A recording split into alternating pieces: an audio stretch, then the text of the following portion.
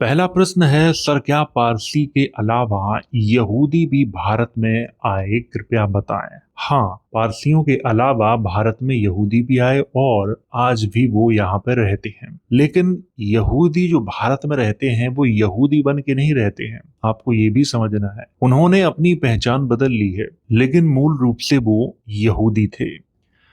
अगला प्रश्न है, सर जैन तीर्थंकर के प्रतिमाएं नग्न होती थीं और हर जगह मोस्टली नग्न प्रतिमाएं मिलती हैं जो यौगिक पोस्चर में होती हैं। तो क्या भारत का सबसे पुराना धर्म जैन धर्म है? नहीं, भारत का सबसे पुराना जो धर्म है वो जैन धर्म नहीं है। मैं अपने कई वीडियो में आपको ये बता चुका हूँ कि ये धर्म धर्म का जो खेल है वो मुस्लिम काल में खेला गया है। उससे पहले धर्म धर्म का खेल नहीं था। उससे पहले परंपरा चलती थी और उस परंपरा में तमाम गुरु थे। लोग उन्हीं गुरुओं के अनुयायी थे। ये धर्म का खेल बहुत बाद का है। तो कोई भी व्यक्ति ये नहीं कह सकता कि मेरा धर्म पुराना है, उनका धर्म पुराना है या इनका धर्म नया है। ऐसा नहीं है। और अगर कोई व्यक्ति ये कहता भी है तो ये सही नहीं है कहना।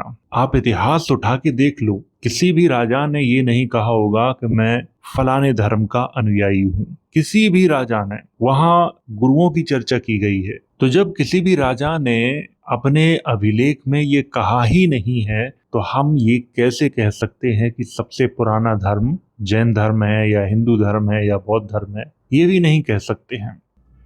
अगला प्रश्न है, 28 बुद्ध के समकालीन प्रमाण क्या हैं? सबसे पहले तो आपको ये समझना चाहिए कि समकालीन जो प्रमाण हैं वो बहुत ही कम उपलब्ध हैं। और आप जिनकी बात कर रहे हो, गौतम बुद्ध से पहले 27 बुद्धों का उल्लेख है बौद्ध साहित्य में, और 27 में से 7 तो ऐसे हैं जिनके ऐतिहासिक प्रमाण भी मिलते हैं, लेकिन समकालीन नहीं मिलते हैं। अगर आप समकालीन ढूंढोगे तो किसी के नहीं मिलेंगे, आपको एक आध कोई होगा जिनके समकालीन प्रमाण मिल जाएंगे। चाहे फिर वो बौद्ध हो या जैन हो या हिंदू हो, किसी के भी समकालीन प्रमाण नहीं मिलेंगे। अगर गौतम बुद्ध की बात करें तो उनके समकालीन प्रमाण तो मौजूद हैं, लेकिन गौतम बुद्ध से जो पहले बुद्ध हुए उनके समकालीन प्रमाण मौजूद नहीं हैं। अगर उनके ऐतिहासिक प्रमाणों को ढूंढना है तो आप अशोक के अभिलेखों को पढ़ सकते हैं, फाहियान के यात्रा विवरण को पढ़ सकते हैं, हुएनसोंग के यात्रा विवरण को पढ़ सकते हैं, भरूच स्तूप और सांची स्तूप पे जाके देख सकते हैं। और भी हैं उनके प्रमाण। तो ऐतिहासिक प्रमाण तो उपलब्ध हैं, लेकिन समकालीन प्रमाण उपलब्ध नहीं है।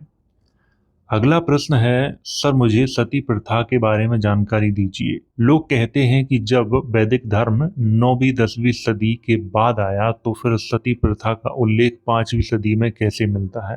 हालांकि इन्होंने सही नहीं लिख पाया है कैसी मिलती है, और ये एनसीईआरटी इतिहास की पुस्तक में भी है शिलालेख के साथ। कृपया इस पर प्रकाश डालें, धन्यवाद। आप जिस शिलालेख की बात कर रहे हैं उस शिलालेख में अलग तरह से वर्णन किया गया है और उसको सती प्रथा नाम देना गलत है। क्यों गलत है? शुरुआत में जब ये सिस्टम जब चला था तब एक इसका रूप जो था वो अलग था। बाद में इसको सती प्रथा का रूप दिया गया है। पहले आप इसको समझो। पहले राजा महाराजाओं के बीच में लड़ाई होती थी तो जो राजा हार जाता था युद्ध और उसकी मृत्यु भी हो जाती थी उसी में, तो जो राजा जीतता था वो क्या करता था कि अगर उसकी रानी सुंदर हुई, जो राजा हार गया उसकी रानी अगर सुंदर हुई तो वो उसको अपनी दासी बना लेता था, बुरे उन पे अत्याचार करता था। तो जो रानियां होती थी वो इस डर की वजह से क्या करती थी, अपने जो स्वामी है यानी जो राजा है उसके साथ वो आत्महत्या कर लेती थी या उसी के साथ वो सती हो जाती थी।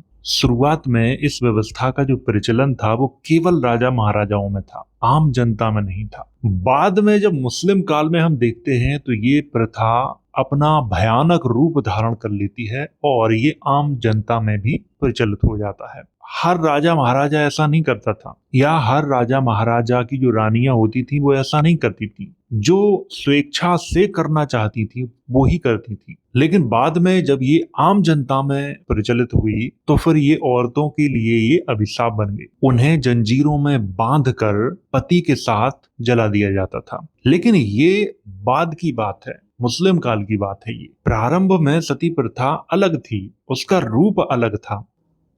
अगला प्रश्न है, ब्राह्मण, ग्रीक, ईरानी और भारतीय संपूर्ण जानकारी का इच्छुक हूँ, कृपया करें। देखिए, आप जो कहना चाहते हैं मैं समझ गया हूं कि आप क्या कहना चाहते हैं।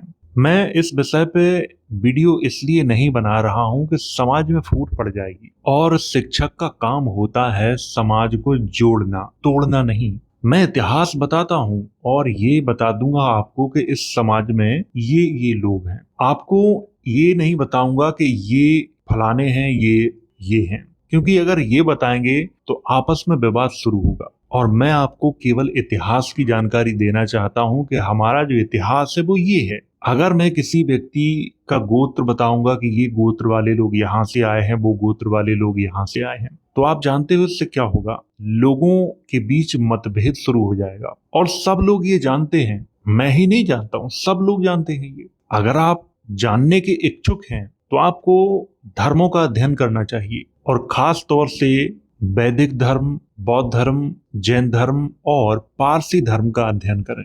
जब आप इन धर्मों का अध्ययन करोगे तो यहां से आप बहुत कुछ जान सकते हो, जितना आप जानना चाहते हो। और ईरान का जो प्राचीन इतिहास है, आप उसका भी अध्ययन करें, वहां से भी आपको बहुत अच्छी जानकारी मिलेगी। अगला प्रश्न है, गुरुजी मेरे दिमाग में एक उलझन है। कुछ लोग ये बोलते हैं कि बुद्ध एक काल्पनिक पात्र है जो अशोक के द्वारा गढ़ा गया है। बुद्ध के अशोक से पहले कोई प्रमाण नहीं मिलते हैं, उनके प्रमाण अशोक के बाद ही मिलते हैं। और उनसे अगर बोलो कि मेगास्थनीज के इंडिका में उनका जिक्र है, तो वो लोग बोलते हैं कि जो मेगास्थनीज की इंडिका में है उसमें जो बुद्ध का उल्लेख है वो बहुत बाद के लेखक एरियन ने किया है, जो बहुत बाद का फर्स्ट या सेकंड एडी का लेखक है। सर प्लीज एक वीडियो बुद्ध के समकालीन जो उनके आर्कियोलॉजिकल सबूत मिले हैं उस पर बनाइए, और बहुत डिटेल में बनाइए, ताकि कुछ लोगों को ये बोलने का मौका ना मिले कि बुद्ध काल्पनिक पात्र हैं। सबसे पहले तो मैं आपको बता दूं कि ये प्रश्न ही व्यर्थ का है। बुद्ध काल्पनिक हैं ऐसा कौन से लोग बोलते हैं, और ये क्यों बोलते हैं, आप जानते हो? आजकल YouTube पे डिबेट का जो खेल चल रहा है, दो पक्ष हैं, मैं किसी का नाम नहीं लूंगा। एक पक्ष दूसरे को गालियां देता है, दूसरा पक्ष उसको गालियां देता है, और एक दूसरे के देवी देवताओं को वो काल्पनिक बताते हैं। ये उनके देवी देवताओं को काल्पनिक बताते हैं, वो उनके देवी देवताओं को काल्पनिक बताते हैं। तो ये जो प्रश्न है, और इस प्रश्न की जो उपज है, वो यहां से ही शुरू हुई है। तो मैं आपको ये सलाह दूंगा कि आप इस पचड़े में ना पड़ें। आपको इतिहास जानना है, वो मैं आपको बता रहा हूं। और आजकल के युवा ऐसे ही डिबेट के चक्कर में फंसे हुए हैं। यहाँ डिबेट हो रही है, वहां डिबेट हो रही है। अगर कोई समस्या है तो आप बैठ के उस समस्या पर बात कर सकते हो। गालियां देने से कोई भी समस्या का हल नहीं निकलेगा, चाहे कोई भी हो। रही बात बुद्ध के समकालीन प्रमाणों की, तो वो बहुत से उपलब्ध हैं, अशोक से पुराने हैं। तो जो लोग ये बात कहते हैं कि बुद्ध का जो पात्र है वो अशोक के द्वारा गढ़ा गया है, तो वो एक बार अपने पूर्वजों का इतिहास ही उठा के देख लें। उनके पूर्वज खुद ही बुद्ध की पूजा करते थे, और वो भी खुद आज बुद्ध की पूजा कर रहे हैं। लेकिन पागलपन की भी एक सीमा होती है, और कोई व्यक्ति अगर उस सीमा को पार कर जाए तो उसे महामूर्ख कहा जाता है। इसीलिए मैं आपको फिर से बोल रहा हूं कि आप ऐसे लोगों से दूरी बना के रखें, इसी में आपका फायदा है। और भविष्य में मैं एक वीडियो जरूर बनाऊंगा जिसमें बुद्ध के जो समकालीन प्रमाण मिलते हैं उनके बारे में भी बताऊंगा। तो उम्मीद है आपको जवाब मिल गया होगा।